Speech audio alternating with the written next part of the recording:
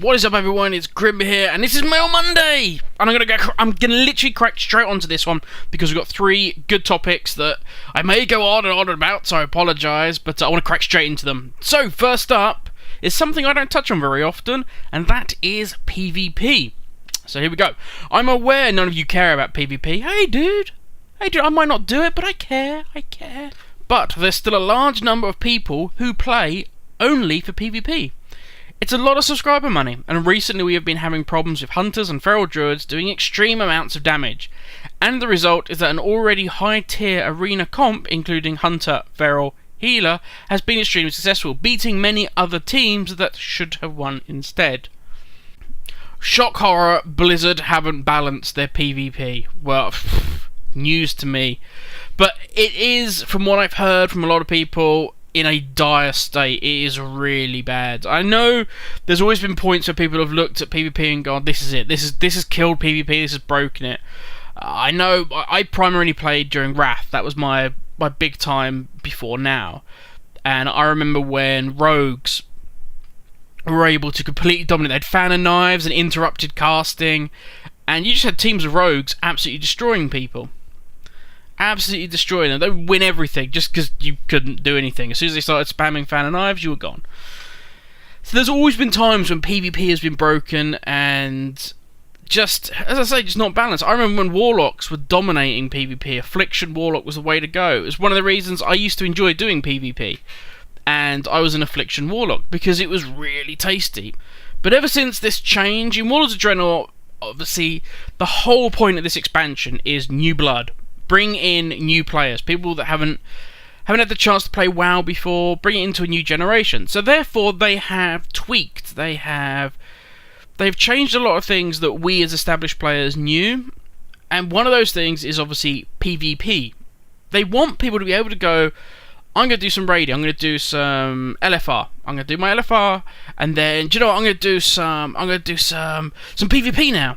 So what they want to happen is, you don't need PvP, you don't need resilience, you don't need to slot, your gems to have resilience, you don't need to worry about all of that. Literally, you can just take that armor, you can go into PvP, and you'll be just as effective. You won't get destroyed by people who have spect, they have the armor sets from PvP. Great. You would hope that what that would do is bring the world of PvP to more players. But the issue has never been the PvP armor sets or anything else. The fact that there was armor for PvP and armor for PvE. The issue has been that you never balance your classes. You don't spend enough time, because what you do is you create a set of talents for PvE, and then you kind of make them work for PvP. Oh yeah, this does this in PvE, but in PvP we kind of change that. It does 10% less this and there's that.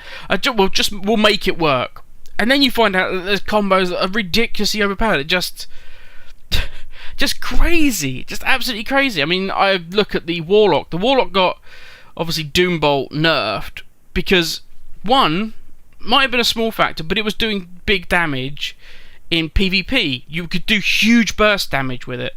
So they nerfed the ability into the ground. I understand it was still strong in PvE, it was very strong in PvE, but you're nerfing an ability into the ground because you didn't primarily balance it properly in the beginning, and that is the whole problem. And then, so they do a swing, and I know I'm bitching because I am a Warlock, that's probably slightly unfair, but then you turn around and you don't touch Hunters. You don't touch mages, who are doing insane damage. You don't touch feral druids. And I'm talking about mages primarily from PvE point of view rather than PvP. I know at the moment hunters and ferals are at the top for PvP. But the issue is balance. The issue is, back in the very beginning, Blizzard need to look and say, okay, does this work? And the problem is, we're so far along now, there is no answer. There is no answer in terms of, should there be separate ability trees if you're doing PvP to PvE? Should you have different abilities? Should they really trim down the abilities in PvP? If any of you have played Guild Wars, Guild Wars has, like, say, what? I want to say 8 abilities in total. Should PvP have that rather than the huge multi-action bars that we have? Many people say no because they're used to it now, but all of that it's too late. So what you really have to do, if you're going to keep this model of PvP and PvE, kind of coexisting, is you need to do far more in way of balancing. You need to do far more in beta. You need to look far more at, does this work? Because you can mess up. Okay, they can mess balance up in PvE. It doesn't really matter, because at the end of the day, if I kill the boss, it doesn't matter if I came top on the DPS or if that mage did or if that hunter did. Okay, as long as we're all working together and as long as I don't get cut because you're a warlock and you do 50% less damage than that guy. If I get cut because of my class, that's bad, but so long as that doesn't happen, it's not so much of an issue. But in PvP, if I go into an arena and I have the same ability and the same skill as the guy opposite me, but I'm playing on a class that is gimped beyond belief to the class he's playing, well, how is that fair? How is that going to work? Especially, and this is the big thing, if Blizzard have one eye on getting into esports.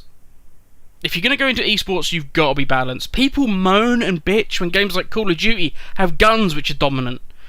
Let alone when you have classes which are so far, out of balance that it's just not going to be fun. People are going to watch and go, oh yeah, that's, as this guy says, that's a, hunter feral healer. Well, that's one. No point watching this. On to the next one. Or everybody's running hunter feral healer. It just gets boring. So Blizzard, you seriously need to look at that. You need to spend more time at the beginning on class balance if you seriously want PvP an option. Yeah, making it so anybody can wear any armor is great, but if you're not going to spend the time actually looking at the classes, then you're going to fail no matter what you do. But on to the next one. What we got now? This is something close to my heart. Dungeon leveling. So, I am leveling a few alts for fun. Isn't everybody now the heirlooms are out? But the dungeons are all way too easy, and you end up out-leveling all the questing zones, even if you don't use heirlooms. Can we buff old content so everything is not a face roll? It's a real shame that if someone were to come into this game as a brand new player, they would be missing out on all the old world fun. Now, here's the thing, I kind of sympathise with this view. I kind of understand it, because I would love to go back and do some of the old content and actually be challenged by it. I would love to, sit down and for a couple of hours we've got to battle our way through this 5-man. I would love, one of my favourite instances of all time is Shadowfang Keep, and I would love to have to sit there and battle through Shadowfang Keep for like an hour. Great. I would really like, if I was a group of friends and I wasn't leveling, this is the key, I would love to do that. The problem is if I'm leveling, it's the same thing that happened to Ultrak Valley. There we go, I knew I'd remember it eventually. We're going back to PvP again. My god, there's a theme running through it today. Ultrak Valley, okay, it used to be people did the whole world PvP. They would go to South Shore and they would do their whole world PvP. Then AV Warsong and that came in. And people would go into AV and you could literally spend a week, believe it or not, a week in the same AV. You could log out, go to work, come back, log in, it'd be the same battle that you'd be doing. Because people would farm it, they would kill each other a little bit, but mostly they'd want the world bosses up, the bosses inside AV, and all that good stuff. Then they realised, well, hang on a minute, we get more reward, we get more points, therefore more gear, which is what everybody's after, if we just literally blitz. So now you go into an AV, it's literally charge up the map, and when you're in the middle of the map, you will actually see if you're Horde, the Alliance, or vice versa, going the other way. You just ignore each other, literally, you just pass each other by, and then try and kill the NPCs and take the graveyards as you work your way up and then eventually kill the boss. Because it's quicker. People just want, okay, game's ended, but win or lose, it's ended after, 10 minutes. Bang, okay, I got my points, on to the next one, I can get enough points, I can get this gear. The same mentality is true for if you're leveling for 5-mans. People want just to walk out. They want to get the big bonus chunk of XP, walk out, queue for the next one, and keep getting these points as they've leveled up to max level, where they can do stuff like the raids, and they can do current content, which is what everybody wants. That's what you want to be doing, is current content. So whereas I sympathise, and yeah, it'd be great to go back and to do these dungeons, and to do them so that they were a challenge, it's never going to happen. But I am not the first person to suggest this at all. Many people have said this in the past. If you did the beta, and if you've done anything like that really in WoW, you will know that they will do a thing called scaling. Okay, it happened when they were testing the raids. If you went into any raid, you got scaled to a certain level. What they would do is they would adjust your eye level so that your character was actually a lot weaker than it should have been. Now, I remember in the beta going into Siege of Orgrimmar, thinking I'm at level 100, I can go kick ass, let's see how much I can do of Siege of Orgrimmar, and I was scaled back down. Now, what would be the problem with having a heroic legacy dungeon list? So you could queue, and it would give you any of the old heroic dungeons, and then scale you accordingly to those dungeons. So for instance, I mean, you could even do it for raids if you really wanted, but I think heroic 5-mans would work. So literally, you can queue for a legacy, and you could potentially get, the Botanica heroic. You could get, any dungeon that's ever been in WoW that has heroic version, you would get that as a legacy raid. I don't know what you'd give as a reward for it, but I would love that. I would love that. I mean, you could even give like a transmog, a bag containing a transmog from one of the armor sets or whatever. It would be I would love that idea, because I'd love to go back and do some of the old stuff, but gain some current actual game benefit for it. Whether they give me garrison resources or whatever, I would really enjoy it. Now the issue is, obviously, when you look at, let's say, Ragefire Chasm or Shadowfang Keep, the mechanics are not there for. They're not designed to have players who have got all these abilities, okay? They're not designed for max level. So it's very hard to balance them. You'd have to... Either it would be too easy or it would be too hard. But, I mean, that's for Blizzard to see whether they could actually balance it. But I would love that. I understand what he means, but at the end of the day, if I'm leveling, I just want to level as fast as I possibly can. If you don't want to, then take the looms off. Go with a group who don't know what the fuck they're doing. Or, if you're really desperate to run old content, join a Twink guild. Join a guild that is stopped. I've seen them before. Guilds that only take level 60s or level 70s. Guilds that will still run Molten Core as current content. It's out. It does happen. So, if you really want to run the old stuff, join one of those guilds. Have characters in those guilds. So stop. Have a character that levels the 60, stops, joins one of those guilds. A character at 70 that stops, joins a 70 guild. And they only run that content as if it was current. But, okay, what's up next? Whew. And actually, one last thing before we move on, just to prove to you guys this isn't scripted, actually do not. The reward for Legacy Heroics should not be garrison resources, because, my god, I think we already have enough of them. It's quite easy to get maxed out on those. But anyway, that's enough of that. I'll let the wise people at Blizzard come up with a far more suitable reward. So, what's our last one for today? And this one may have people a little bit shocked. Honestly, kind of miss Pandaren. Well, I don't really miss them, but considering they had just joined the Horde and Alliance, I'd really want to see what they think of the Orcish homeworld and the events taking place right now. They love adventure, right? This thought came to me when I was leveling my Warlock, and I got to Deadgrin to be greeted by those weird laughing skull folk. Limflayer, I think his name was, greeted me with a curious, "What are you?" Well, my Warlock is clearly an Orc, and seeing as how my Hunter has been level 100 since launch week, I have seen this quest before.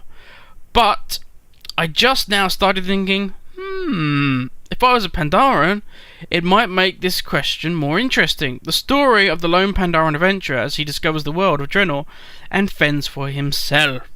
Just a quick lore bit there, and I'm only knowing this because Noble has told me, God bless you Noble, and that is, the reason he might be asking the question is they've never seen a Warlock before. They don't, only Gul'dan is the first ever Warlock. There isn't any Warlocks in Orc society at the moment. They're all shamans. Or not all of them, but that's their magic people are shamans, not Warlocks. So there you go. Also, you're green-skinned. He might be a bit freaked out by you. But anyway, that aside, I will most definitely leave the lore to Noble. We're gonna take that and we're gonna just push it to one side and extrapolate. There we go, Grim, and talk about what we want to from that. First off, yes, I would love to see more brought through from previous expansions. So, for instance, Garrosh was on trial. He'd done horrendous things in Pandaland, awful things to the Horde and to the Alliance, and he escaped. And he went to Draenor, and obviously created the Iron Horde. But yet, we've heard nothing. The Pandas didn't go, well, we're not having this, we're going to send some of the Shadowpan to go track him down. So there's going to be, the Shadowpan are going to come and they're going to help out. They're going to find him and take him down. Nothing. It was Thrall. It was Wonder Boy Thrall that took him out. I would have loved to have seen, Terranzu or whoever, being there, having some kick-ass battle with Garrosh, because he needs to be brought to justice. But there's nothing. It's like the previous expansion never happened. And which is fine. If you're going to say, like TBC, okay? TBC, we had Illidan, and at the end of it, we kill Illidan. Supposedly, who knows, he may come back. We kill Illidan, and then we're fighting Arthas in Wrath of the Lich King. Then we kill the Lich King, and then Deathwing appears, and we've got the Cataclysm. But Pandaland, they have made it so that the story follows on. Okay, now this is my loose interpretation. Obviously, I'm not a lore buff, so if the stories do interlink between those expansions, I apologise. But in Pandaland, they have blatantly done it that it links. Okay, so even an idiot like me can look at the lore and go, this is meant to follow on. He escaped, and he's come to this world and caused a kerfuffle, and that's why we're here. Okay, A, to stop him, and B, to stop them coming and kicking ass in our world. So why do I feel like I'm just dropped in this Draenor and I don't feel like there's any tie-in? I go back to Azeroth, and I've said this before, and it just feels dead. There's nothing. I would love an expansion to go back to Azeroth and to also tie in more things. If they did do, and I've said this before, if they did do the Dark Below or the Island expansion, as we all hope they're going to do, I would love to see the Floating Turtle be in it. I would love to see them pull more of the story threads into current expansions, so that it does feel like one world, one story that's continuously moving and flowing. Like having some of the guys who have been in previous expansions turn up in your tavern to go, oh hello, like I can't remember his name now and people will scream at me, but the Death Knight that turns up in your tavern to give you one of the quests. It's like, really? That's what he's going to do? Obviously all the shit he was dealing with before, that's done, and now he just turns up to give me quests in my tavern. It just doesn't seem right. But I've said it before, I would love to see Blizzard tie in more things together. As I said, I'd love to go back to like Booty Bay, as we said in the last Mail Tuesday, it was then. I would love to see us, just tie more things in, get us going back to the old world, get these things more linked, so it does feel like a big organic world. One of the things that drew me to WoW, that I absolutely adored, was this big open world that I could go around and explore. Now I just seem to be dropped on smaller and smaller islands, and kind of like left there, and then, okay, it's on to the next one now. The story doesn't feel tied in anymore, and that's a shame. And I really do hope that the next expansion does take us back to Azeroth, because if they give us another world or another thing to explore, as I've said, they could send us to this new Azeroth, and I just really hope they don't, because the more of these little expansions that we get that send us off to a little world but isn't really attached to anything else, which is what Pandaland felt like, and I know it was meant to, but the more I just think you're losing what made the game great. But we'll see what happens. But there you go, guys, that's Mail Monday done. I have cracked on and started work on Icecrown and Netherstorm, so they should be coming out in the next couple of days.